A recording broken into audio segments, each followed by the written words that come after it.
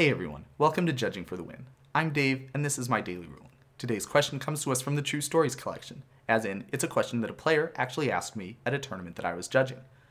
Amy uses Yahenni's expertise to cast Living End.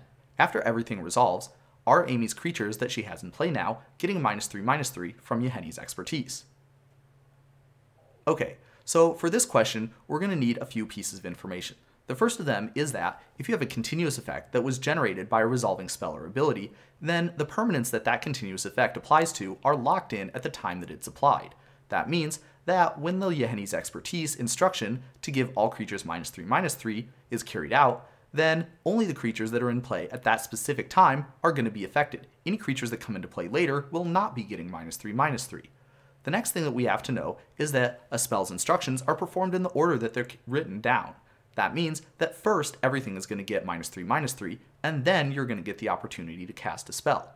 As you can see, the creatures get -3/-3 before the spell even becomes cast. So therefore, the creatures getting -3/-3 from Yahenni's expertise is probably not going to be very important. The reason being is that all the creatures that this Yahenni's expertise is affecting are immediately going to get sacrificed right after that happens when the Living End gets cast. And so therefore, all the creatures that are in play after that happens are not going to be getting -3/-3. So that's the answer for the first part of this question.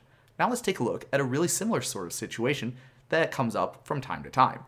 Amy instead cascades into Living End with a Violent Outburst. Will all of the creatures that Amy controls be getting +1/+0? Okay, so this question seems really similar to the previous one, but there's an important difference. We're going to use all the information that we talked about in the previous case, but we're going to have one other thing that we need to know, which is the comprehensive rules definition for Cascade. As you can see, Cascade uses the word when, which means it's a triggered ability, and it triggers when you cast the Cascade spell. Now that means that when you cast the Cascade spell, Violent Outburst in this case, then the Cascade ability is going to trigger, and it's going to go on the stack on top of the Cascade spell that you just finished casting. As the Cascade ability resolves, you're going to cast whatever spell you cascaded into, and that spell will also be on top of the original Cascade spell. That means that in this case, the Living End is going to resolve first, and all the creatures that Amy put into play with Living End are going to be on the battlefield when Violent Outburst's ability applies, and gives everything +1/+0. So this means that the answer is exactly opposite as the previous situation, and the creatures will be getting the buff. That's kind of interesting how such a small change can lead to such a big gameplay difference. That's all I have for you today. How did you do? Join me again tomorrow for another daily ruling, but until then, I hope you have a great day.